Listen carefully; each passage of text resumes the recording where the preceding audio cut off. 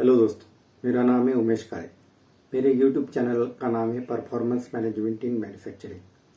आज जो video discuss करने वाले हैं that is regarding application of lean six sigma in manufacturing.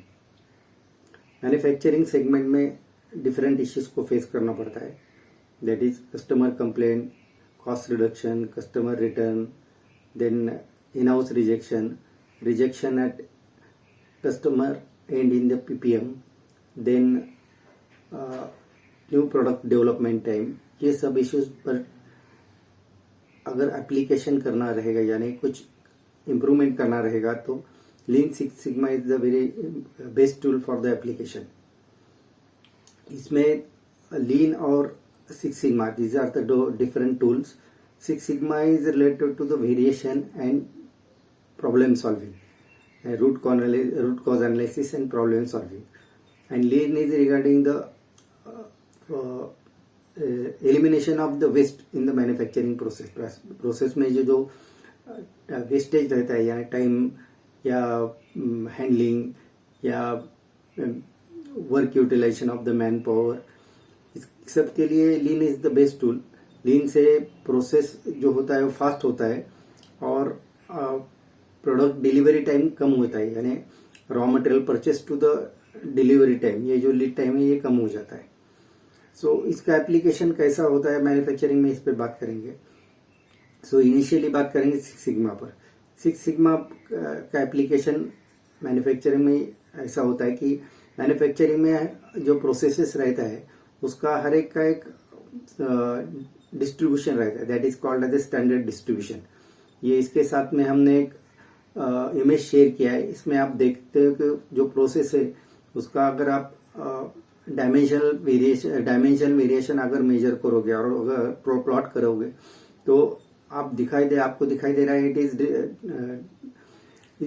Is around the centre line, यानी सेंटर लाइन को सिमेट्रिक है and it is uniformly distributed.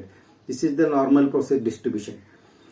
इसमें अगर आप देखोगे तो आपका अगर कंट्रोल अच्छा रहेगा तो you will be having the better control in the process, लेकिन उसके लिए आपको इम्प्रूवमेंट के लिए काम करना पड़ेगा। तो इसके साथ जो हम टेबल शेयर करें उसमें आप दिखाई देता है कि आपका अगर 1 सिग्मा कंट्रोल रहेगा तो आपका डिफेक्ट पर मिलियन अपॉर्चुनिटीज, आपका प्रोसेस पर अगर कंट्रोल 1 सिग्मा रहेगा तो 1 सिग्मा में आपको डिफेक्ट पर मिलियन अपॉर्चुनिटीज 6 लाख आपको डिफेक्ट आ जाएंगे आपका प्रोसेस में, और आपका यील्ड रहेगा 30%। देन आपका अगर 2 सिग्मा अगर कंट्रोल रहेगा तो अराउंड 3 लाख आपको डिफेक्ट आएंगे और आपका यील्ड रहेगा अराउंड 66%। आपका अगर 4 सिग्मा कंट्रोल रहेगा तो आपका 6000 डिफेक्ट पर मिलियन अपॉर्चुनिटीज आपको ऑब्जर्व हो जाएंगे और आपका यील्ड रहेगा 99%। और आपका 6 सिग्मा कंट्रोल रहेगा तो आपको 3.4 डिफेक्ट आपका टोटल 1 मिलियन अपॉर्चुनिटीज में आ सकते हैं, यानी 10 लाख में 3.4 defect. It is very good control और उसको आपको यील्ड मिलेगा 99.99%। तो everybody will try to achieve the 6 sigma, लेकिन उसके लिए बहुत सारा काम करना पड़ता है। 6 सिग्मा के लिए आपको डीमैक मेथोडोलॉजी अडॉप्ट करना पड़ता है, आपको डिफेक्ट एलिमिनेट करना पड़ता है। उसके लिए रूट कॉज एनालिसिस और एक्शन पर बहुत सारा काम करना पड़ता है। तो ये टेबल से आपको समझ गए रहेंगे कि आपका कंट्रोल जितना अच्छा रहेगा प्रोसेस पर उतना आपको अच्छा यील्ड मिलेगा और आपका रिजेक्शन भी कम हो जाएगा। इसके लिए क्या मेथोडोलॉजी अडॉप्ट करते हैं, तो इसके लिए डीमैक मेथोडोलॉजी अडॉप्ट करते हैं। तो डीमैक में फर्स्ट फेज रहता है दैट इज डिफाइन, यानी आपको मैनेजमेंट लेवल पे डिसाइड करना पड़ता है कि कस्टमर के लिए क्या इंपॉर्टेंट है, उस पर से आपको प्रोजेक्ट डिफाइन करना पड़ता है, that is define phase. Define phase में आप प्रोजेक्ट डिफाइन करने के बाद में आएगा मेजर फेज। मेजर फेज में एक्सटेंसिवली आपको डेटा कलेक्ट करना पड़ेगा, यानी आपको टेबुलेटेड फॉर्म में हर एक मैनेजमेंट लेवल के जो फंक्शनल हेड है उनके पास से data in the form of day wise rejection, day wise dispatches, day wise production, then in-house rejection percentage, the customer complaint, then rejection PPM at customer end, इस पर से सब डेटा कलेक्ट करना पड़ेगा. That is the data measure phase, यानी measurement करना पड़ेगा where on the front of your performance indicators. उसके बाद में आएगा एनालिसिस फेज. एनालिसिस फेज में आपको डिफरेंट टूल यूज करना पड़ेगा, like Pareto chart. Pareto chart में आपको it works on the 80-20 principle, यानी पेरेटो चार्ट में आपको 20% डिफेक्ट है जो 80% कंट्रीब्यूट करते हैं, उस पर से आप आइडेंटिफाई कर पाओगे. यानी आपको ज्यादा डिफेक्ट पर काम करना नहीं पड़ेगा और कम डिफेक्ट पर काम करके आपको इफेक्ट ज्यादा मिलेगा. देन आता है लाइन चार्ट. यानी लाइन चार्ट यानी आपको डेली जो ट्रेंड है प्लॉट करना पड़ेगा, यानी daily production quantity, daily rejection quantity, या डेली कस्टमर रिटर्न कितना है, डेली कस्टमर कंप्लेंट कितना है. इसमें अगर कॉन्जिक्यूटिव 3 इंसिडेंसेस आपका अगर ट्रेंड में चेंज रहेगा तो दैट रिक्वायर्ड एक्शन, उस पर से आपको एक्शन लेना पड़ेगा.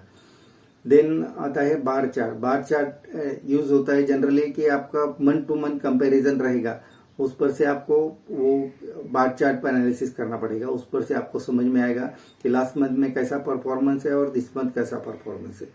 इसमें अगर बार चार्ट में अगर डिफरेंस देखता रहेगा, if it is improving then that is good, if it is deteriorating आपको उस पर एक्शन लेना पड़ेगा. देन आता है X bar R chart. X bar R chart पे आप फाइंड आउट कर सके कि आपका प्रोसेस का एवरेज जो है, मीन जो है कैसा शिफ्ट हो रहा है और उसका रेंज कितना है. मीन जो है it is related to the more और लेस सेटिंग, और आर जो रहता है यानी रेंज रहता है that is regarding your control on the process. आपका प्रोसेस में वेरिएशन रहेगा तो आपका रेंज बढ़ेगा और उस पर से भी आपका कंट्रोल जाएगा. इस पर यानी आपको अगर सेटिंग प्रॉपर नहीं रहेगा, सेट वैल्यू प्रॉपर नहीं रहेगा तो आपका मीन शिफ्ट हो जाएगा और उसके हिसाब से आपका रेंज भी शिफ्ट हो जाएगा. उसके बाद में आएगा fishbone diagram. Fishbone diagram is also very important tool. Fishbone diagram उसको इशिकावा डायग्राम भी बोलते हैं. It is in the form of the bone of the fish, यानी उसका एक एंड में आपको इफेक्ट दिखाई देगा और उस पे जो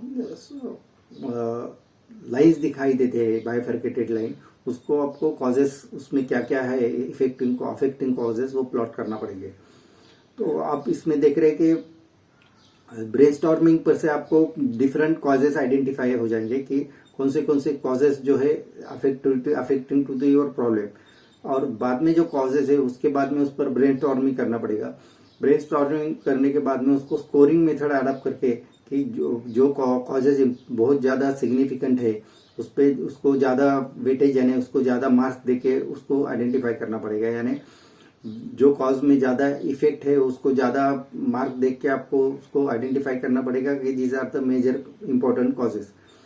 ब्रेनस्टॉर्मिंग को आपको क्रॉस फंक्शनल टीम का इन्वॉल्वमेंट रहेगा, यानी production team, quality team, then the line supervisor, then workman, then assistant manager from the production and quality people. इस पर से आपको अगर एक्शन आप फाइंड आउट कर पाओगे तो उस पर से आपको स्कोरिंग मेथड से जो मेजर कंट्रीब्यूटिंग कॉजेज है उस पर से आपको एक्शन लेना पड़ेगा. तो fish bone is also important and the brainstorming also important along with the fishbone diagram to identify the prominent causes. उसके बाद में आएगा एनालिसिस के बाद में आएगा इम्प्रूव. यानी इम्प्रूव के लिए आपको 8D फॉर्मेट या 6W2H फॉर्मेट यूज करना पड़ेगा. उस पर से आपको 5Y एनालिसिस करके जो मेजर कॉजेज है उस पर से एक्शन डिराइव करना पड़ेगा और वो इम्प्लीमेंट करना पड़ेगा. उसके बाद में उसको रिस्पॉन्सिबिलिटी डिफाइन करना पड़ेगा कि किस कौन रिस्पॉन्सिबिलिटी और on which date he is going to complete that activity. And बाद में आएगा कंट्रोल फेज. यानी कंट्रोल यानी जो आप इम्प्रूव करोगे और वो वेरिफिकेशन हो जाएगा इम्प्रूवमेंट. यानी उसको आपके जब कॉन्जिक्यूटिव कुछ लॉट आपको इम्प्रूव्ड क्वालिटी के मिल जाएंगे, यानी उसमें इम्प्रूवमेंट दिखाई देगा. तो उसके बाद में आपको जो चेंज है वो इनकॉर्पोरेट करेगा, यानी फ्लो चार्ट में, यानी मैपिंग जो टूल्स है flow chart, then control plan, FMEA, then work instruction, quality plans, इसमें सब इनकॉर्पोरेट करना पड़ेगा. PFA में भी इनकॉर्पोरेट करना पड़ेगा और उसका RPN वैल्यू है वो फिर से रिवाइज करना पड़ेगा. So this is regarding all today's video. आपको अगर वीडियो अच्छा लगे तो सब्सक्राइब कीजिए, शेयर कीजिए एंड लाइक कीजिए। फॉर मोर डिटेल आप मेरा ब्लॉग भी रेफर कर सकते हैं। मेरे ब्लॉग का नाम है मैन्युफैक्चरिंग परफॉर्मेंस 116.blogspot.com और फॉर मोर इन्फॉर्मेशन मुझे मेल कर सकते हैं। मेरा मेल आईडी है pmsir116@gmail.com। तो thank you to join my video. Thank you very much.